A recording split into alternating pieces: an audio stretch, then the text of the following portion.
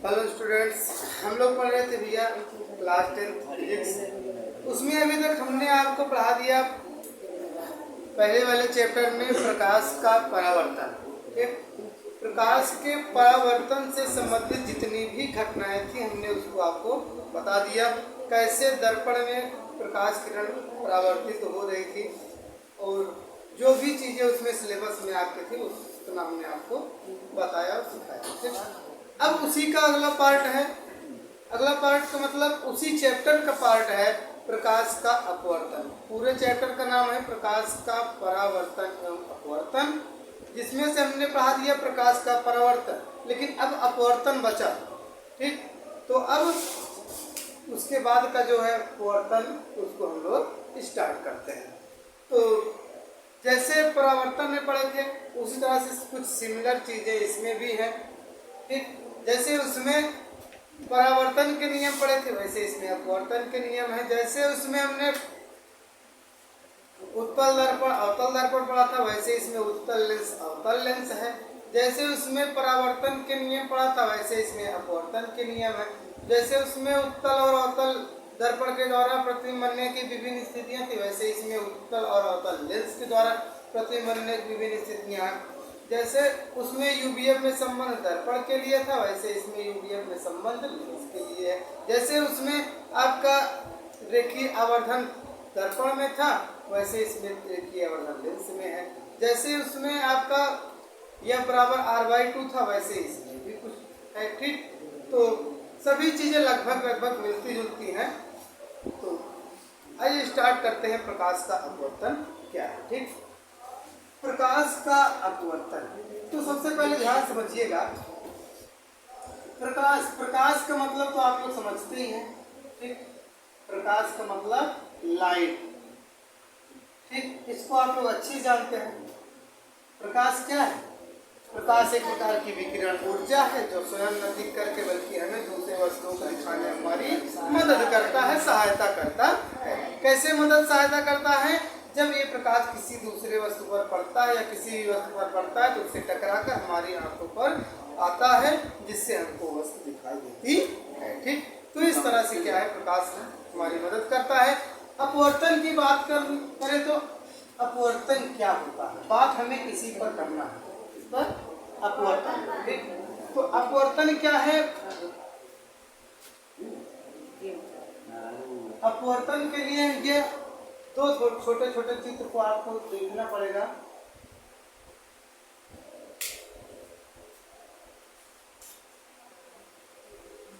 तो अगर मान लिया इधर क्या है, वायु है, ध्यान समझिएगा, इधर का पूरे एरिया क्या है, वायु है ये। ठीक, और इधर क्या है, ये कांच। ठीक, और इसको अगर हम कहते हैं अभिलंब, क्या कहते हैं, अभिलंब कैपिटल एन कहते हैं। ठीक, तो ध्यान समझिएगा थोड़ा, इसमें चीजें और भी आपको ध्यान देखना है, समझना है कि विरल माध्यम क्या होता है, सरल और सघन माध्यम क्या होता है। इसकी चर्चा आगे होगी लेकिन थोड़ा सा जानते रहिए। विरल माध्यम क्या होता है, एक प्रकार से जो विरल वो एक प्रकार से कहते नहीं घना ना। ठीक, जैसे वायु है ये क्या है, विरल माध्यम। लेकिन अगर कांच की बात करें तो सघन है। पानी भी क्या है, वायु की तुलना में सघन है। तो उसी हिसाब से अभी उसको थोड़ा साइड में रखिए लेकिन माइंड में रहेगा तो समझ में आएगा। ये वायु है। ठीक, इसमें क्या होता है, कोई प्रकाश किरण एक माध्यम से दूसरे माध्यम में जाती है। ठीक, परावर्तन में क्या था, कोई प्रकाश किरण आती थी और चिकने या पॉलिशदार तल से टकराती थी, वापस लौट जाती थी। ठीक, लेकिन इसमें क्या है, वो टकरा के वापस नहीं जाएगी बल्कि उसको पार कर जाएगी, उसको पार कर जाएगी और किसी दूसरे माध्यम में प्रवेश कर जाएगी। अब माध्यम क्या है, बड़ी बात ये समझना। माध्यम का मतलब जहां से प्रकाश किरण डाली जा रही है, जहां से प्रकाश किरण चल रही है। मान लो थोड़ी देर के लिए हम कोई कांच लिए रहे, कोई कांच की प्लेट लिए रहे और मान लो इस हाथ में कांच की प्लेट है और इधर से क्या करें, प्रकाश डाल रहे हैं। ठीक, तो उस कांच में प्रकाश क्या होगा, पार होकर के बाहर निकल जाएगा। क्या होगा? पार होकर के बाहर निकल जाएगा। तो हमने जब प्रकाश डाला उस कांच पर, तो वायु से डाला, वायु से डाला ना, तो वायु क्या है? वो माध्यम हुआ। एक कांच में प्रकाश गए, कांच में प्रकाश गया, वो भी क्या है? एक माध्यम है। फिर कांच के बाद बाहर निकल गया, वो भी इससे वायु माध्यम में आ गया। तो इन सभी क्या कहते हैं? माध्यम कहते हैं। बात समझ में आई? क्या कहते हैं भैया? माध्यम कहते हैं। ठीक, तो अब थोड़ा सा इस पर ध्यान दीजिए। इधर कांच है, अगर कोई प्रकाश किरण वायु से चलती है, कहाँ चलती है? वायु से चलती है, तो ये जो आप देख रहे हैं एक लाइन जैसा खींचे हैं, इसके ऊपर वायु है, ठीक, और इसके नीचे क्या है? कांच है। ठीक, इसके ऊपर क्या है? वायु है, इसके नीचे कांच है। तो जो प्रकाश वायु से चलेगा, कांच में प्रवेश करेगा, तो ये इसको जाना तो चाहिए ऐसे सीधा, लेकिन सीधा न जाकर के ऐसे क्या करेगा? झुक जाएगा। ऐसे क्या करेंगे?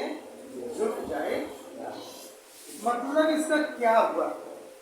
इसका मतलब ये हुआ भैया कि अगर प्रकाश किरण एक माध्यम से दूसरे माध्यम में जाएगी, अगर प्रकाश किरण एक माध्यम से दूसरे माध्यम में जाएगी, तो वो अपने मार्ग से विचलित हो जाएगी। बात समझ में आई कि नहीं? इसको जाना चाहिए तो सीधे ऐसे, लेकिन क्या गई? वैसा नहीं गई। ठीक, ये क्या हुआ? यहाँ से आके जैसे ही इस माध्यम पर पड़ी, तो क्या हुआ? अपने मार्ग से विचलित हो गई, अलग हो गई। ठीक, यह मान लो थोड़ी देर के लिए इसमें दूसरे वाले चित्र की बात करें, यहाँ कांच है, ठीक, यहाँ वायु है, ठीक, कांच है, मान लो इसे जनरली दिखा दे रहे हैं। ठीक, कोई प्रकाश किरण चलेगी और इसको जाना चाहिए था ऐसे, ठीक, इसको जाना चाहिए था कैसे भी गया? सीधा, लेकिन ये कैसे? उधर चली गई। किसी कोई दिक्कत? फिर से समझिए, आखिर में अपवर्तन है क्या? अपवर्तन यही है कि जब प्रकाश किरण एक माध्यम से चलती है और दूसरे माध्यम में प्रवेश करती है, एक माध्यम से चलती है और दूसरे माध्यम में प्रवेश करती है, तो वह अपनी मार्ग से विचलित हो जाती है, अपने रास्ते से भटक जाती है, रास्ते को भूल जाती है। ठीक, जाना चाहिए था सीधा, लेकिन सीधा न जाकर के वो या तो इधर झुक जाएगी या तो ऐसे दूर हट जाएगी। बात समझ में? एग्जाम्पल बहुत सारे हैं कि जैसे आप लोग कांच वगैरह लगा रहे हैं, जैसे कांच की बिल्डिंगें होती हैं, आप उस पर लाइट का फोकस डालेंगे तो पता लगा कांच से प्रकाश किरण जा रही है और आगे निकलने के बाद क्या होगा? वो सीधा न जा करके या तो इधर डाइवर्ट हो जाएगी, मतलब अपने रास्ते से अलग हो जाएगी। बस इतना ध्यान रखना। ठीक, ऐसी तरह से चाहे कांच हो या हीरा होता है, डायमंड जिसको सुने होंगे, उसमें भी इस तरह की घटनाएं होती है। ठीक, कभी कभी किसी कांच की प्लेट में भी होता है, समझ नहीं? तो अपवर्तन क्या है? परिभाषा क्या होगी? अपवर्तन की परिभाषा यही है कि जब प्रकाश किरण एक माध्यम से दूसरे माध्यम में प्रवेश करता तो वह अपने मार्ग से विचलित हो जाता। ठीक, इसे हम प्रकाश का अपवर्तन कहते हैं। ठीक, किसी कोई दिक्कत नहीं होना चाहिए। अपवर्तन क्या है भैया? जब प्रकाश किरण ये चलेगा, ठीक, प्रकाश किरण चलेगा तो क्या होगा? अपने मार्ग से विचलित हो जाएगा, विचलित हो जाएगा। ठीक, तो इसे क्या बोलेंगे? प्रकाश का अपवर्तन कहेंगे। ठीक, इसे ही क्या कहेंगे? क्या? प्रकाश का अपवर्तन कहेंगे। किसी कोई दिक्कत नहीं होना चाहिए। अब छोटी छोटी इसमें भी चीजें हैं जिसको हमें आपको समझना है। जैसे उसमें हमने आपको बताया था आपतित किरण, परावर्तित किरण, आपतन कोण, परावर्तन कोण, ऐसा कुछ बताया था, बताया था ना। उसी तरह से इसमें भी आपको देखना है। इसमें जैसे आपका आप लोग थोड़ा सा उसको याद दिलाना पड़ेगा परावर्तन वाले को, ठीक। जैसे आप लोग ऐसे लंब रहता था, प्रकाश किरण ऐसे आती थी, ऐसे चल जाती थी, इसे आपतन कोण आई कहते थे, इसे परावर्तन कोण आर कहते थे। इसे आपतित किरण कहते थे, इसे परावर्तित किरण कहते थे, कहते थे ना। बस उसी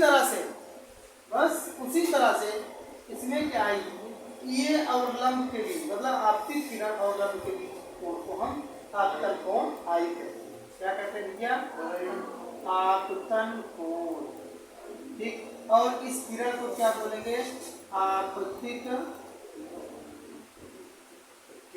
ठीक। क्या बोलेंगे, आपतित किरण।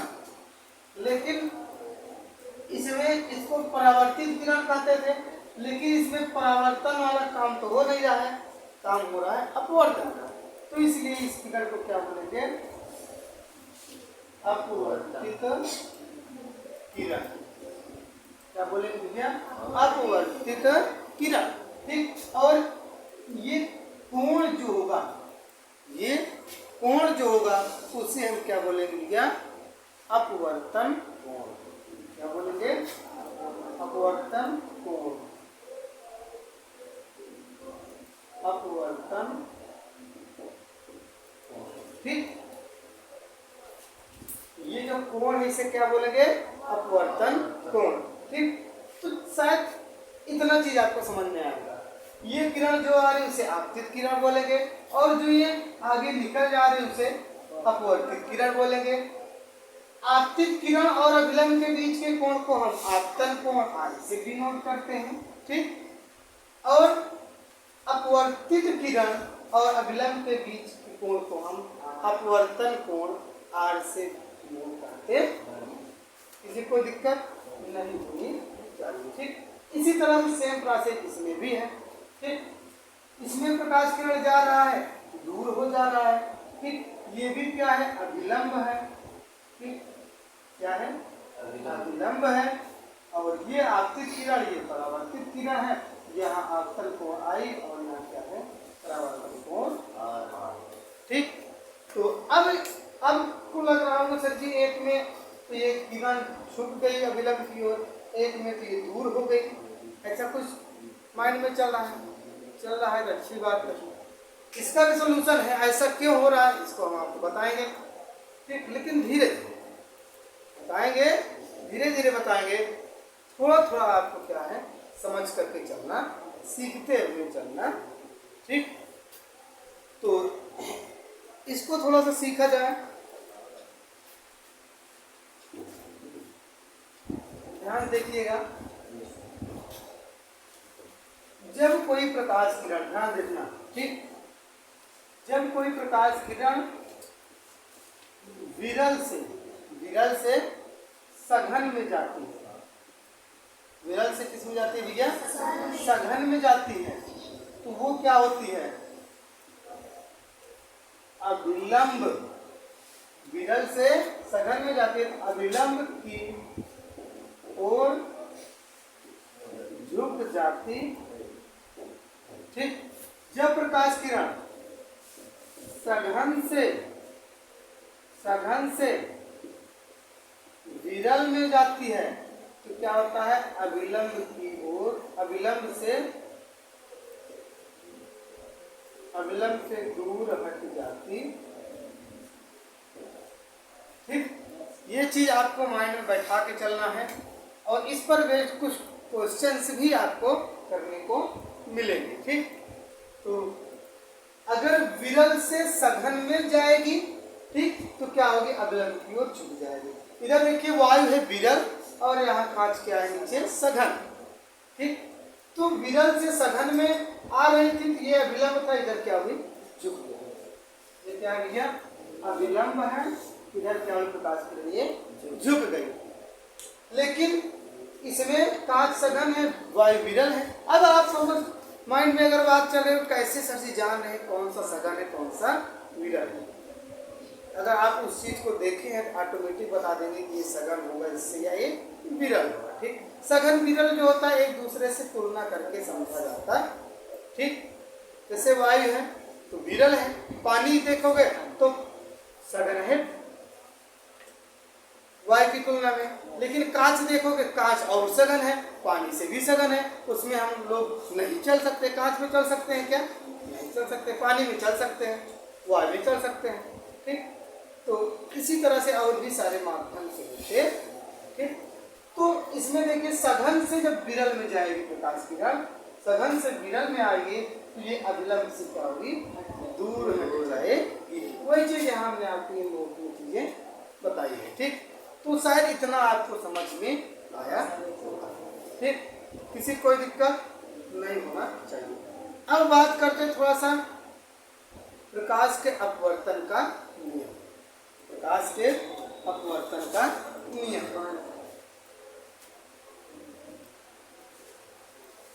अब देखिए थोड़ा सा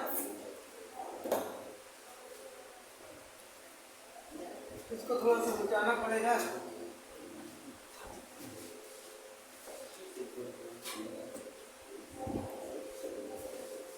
प्रकाश के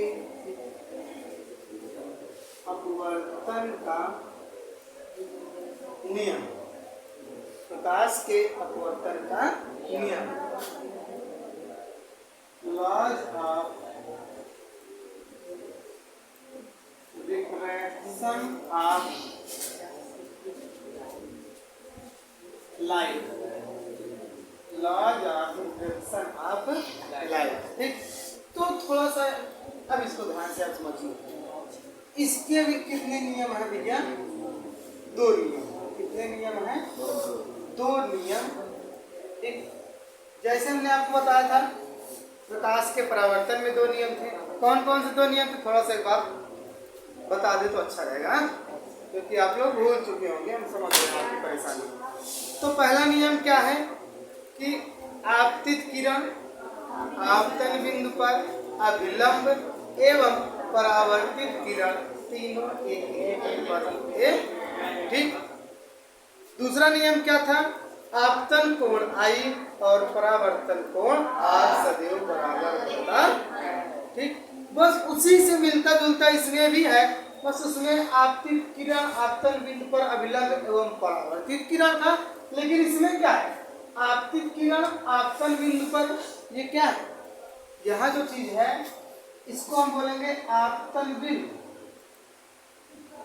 आपतन बिंदु। ठीक, तो आपतित किरण आपतन बिंदु पर अभिलंब, अब यही चेंज होगा, सेम वही है। देखो, आपतित किरण आपतन बिंदु पर अभिलंब एवं अपवर्तित किरण। क्या? अपवर्तित किरण। उसमें क्या था? परावर्तित किरण, लेकिन इसमें क्या है? अपवर्तित किरण। इस चित्र में देखेंगे आपतित किरण आपतन बिंदु पर अभिलंब एवं अपवर्तित किरण तीनों के तीनों 1 2 3 तीनों के तीनों क्या होते हैं? एक ही तल पर होते हैं। बात समझ में?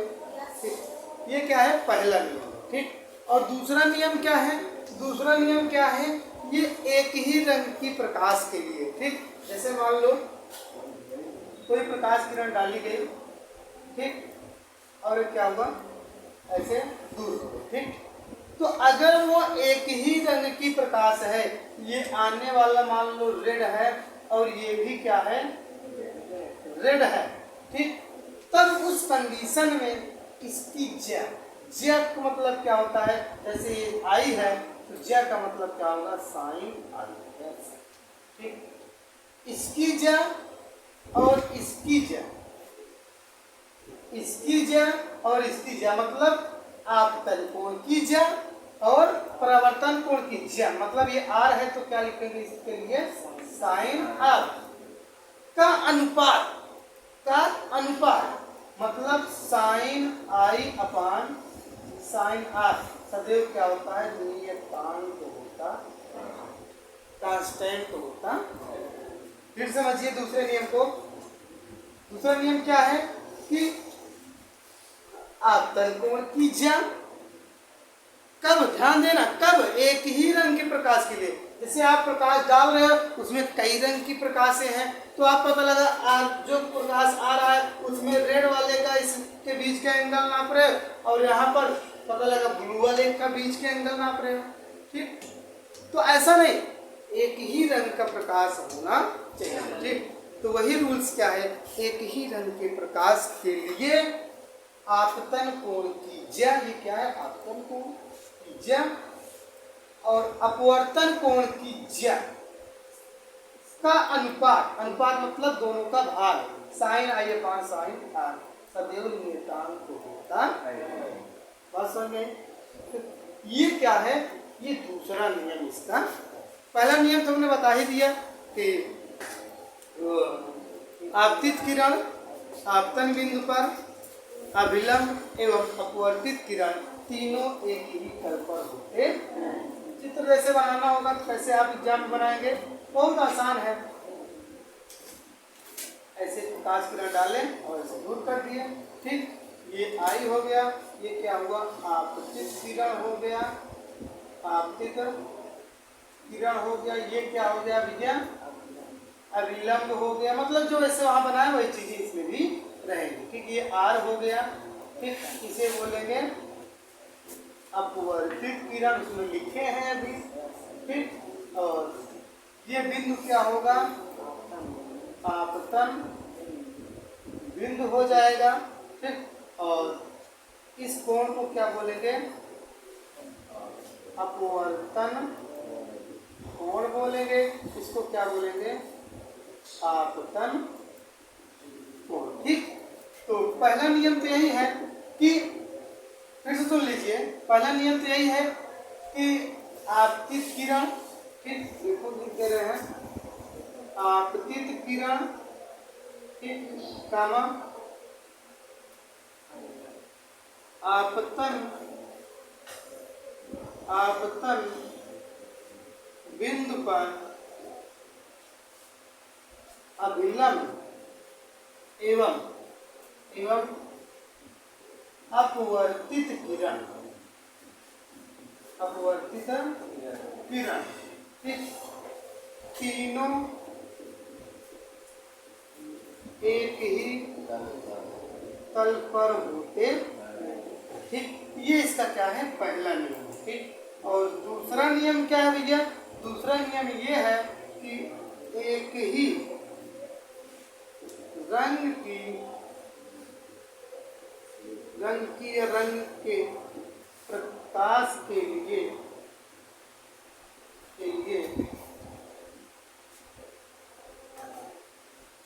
आपतन कोण आई की ज्या तथा अपवर्तन कोण आर की ज्या का अनुपात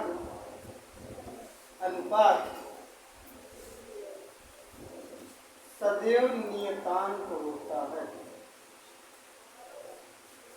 सदैव नियतांक होता है। ठीक, इसका मतलब क्या हुआ कि sine i upon sine r बराबर नियतांक। ठीक, sine i upon sine r equal to नियतांक। इसी को क्या कहते हैं, ध्यान देखिए भैया, इसी को कहते हैं स्नेल का नियम। क्या बोलते हैं भैया, स्नेल का नियम। बहुत इंपॉर्टेंट क्वेश्चन है, एग्जाम में आता है कि स्नेल का नियम क्या है, व्हाट इज स्नेल्स लॉ। ठीक, डिफाइन स्नेल्स लॉ मतलब स्नेल के नियम को परिभाषित कीजिए। तो स्नेल का नियम क्या है, जो ये अपवर्तन का दूसरा नियम है, अपवर्तन का जो दूसरा नियम है यही क्या है, स्नेल का नियम। अगर पूछ लेगा स्नेल का नियम क्या है तो क्या बताओगे, यही बताओगे कि एक ही रंग की प्रकाश के लिए, एक ही रंग की प्रकाश के लिए आपतन कोण की ज्या और अपवर्तन कोण की ज्या का अनुपात, ज्या का मतलब ये है साइन। ठीक, ज्या का मतलब साइन। ठीक, ज्या का अनुपात सदैव नियतांक होता है। नियतांक मतलब कोई कांस्टेंट वैल्यू आएगा, 1 2 3 4 5 6 कुछ भी आ सकता है। बात समझ में आई? तो इस तरह से क्या हुआ, ये प्रकाश के अपवर्तन का इंट्रोडक्शन रहा। ठीक, शायद आपको किसी भी प्रकार की किसी को भी प्रॉब्लम्स नहीं होगी। ठीक, एक बार हम फिर से जितना आज बताए उतना समझा देते हैं, बस 2 मिनट में, फिर उसके बाद आज के लिए इतना काफी हो जाएगा। तो फिर से सुनिए, प्रकाश का अपवर्तन क्या है। जब कोई प्रकाश किरण किसी एक माध्यम से दूसरे माध्यम में प्रवेश करती है तो अपने मार्ग से विचलित हो जाती है या हट जाती है, भटक जाती है, भूल जाती है, इसे प्रकाश का अपवर्तन कहते हैं। ठीक, और उसके बाद इसमें बहुत सारी छोटी छोटी परिभाषाएं हैं कि आपतित किरण क्या है, आने वाले किरण को आपतित किरण बोलेंगे, और पार करके अगले माध्यम में निकल जाने वाले किरण को अपवर्तित किरण बोलेंगे। आपतित किरण और अभिलंब के बीच के कोण को आपतन कोण बोलेंगे, और अपवर्तित किरण और अभिलंब के बीच के कोण को अपवर्तन कोण बोलेंगे। ठीक, और यहाँ पर जो मिड पॉइंट है उसे हम आपतन बिंदु बोलेंगे। ठीक, इसमें थोड़ी सी चर्चा हुई थी, सरल और विरल की चर्चा हुई थी, कब प्रकाश किरण झुकेगा, कब दूर हो जाएगा। तो हमने बताया था जब कोई प्रकाश विरल माध्यम से सघन माध्यम में प्रवेश करता है, विरल माध्यम से सघन माध्यम में प्रवेश करता है तो वह अभिलंब की ओर झुक जाता है, विरल से सघन में अभिलंब की ओर झुक जाता है। लेकिन जब प्रकाश किरण सघन से विरल में प्रवेश करता है तो वो अभिलंब से दूर हट जाता है। ठीक, इतनी बातें इसमें हुई थी। फिर उसके बाद हमने बताया था प्रकाश के अपवर्तन का नियम। प्रकाश के अपवर्तन के 2 नियम हैं। पहला क्या है, आपतित किरण आपतन बिंदु पर अभिलंब एवं अपवर्तित किरण तीनों एक ही तल पर होते हैं। दूसरा नियम क्या है, दूसरा नियम यह है भैया कि एक ही रंग की प्रकाश के लिए आपतन कोण की ज्या और अपवर्तन कोण की ज्या का अनुपात सदैव नियतांक होता है। इसी को स्नेल का नियम कहते हैं। इसी क्या बोलते हैं भैया, स्नेल का नियम कहते हैं। ये रहा ब्रीफ इंट्रोडक्शन ऑफ प्रकाश, ये रिफ्लेक्शन ऑफ लाइट, मतलब प्रकाश के अपवर्तन का ये थोड़ा सा इंट्रोडक्शन रहा। तो आज के लिए इतना काफी होगा, फिर मिलेंगे हम लोग नेक्स्ट डे नेक्स्ट टॉपिक के साथ। तब तक के लिए जुड़े रहें, बने रहें, लक्ष्य के साथ सफलता अवश्य मिलेगी। जय हिंद।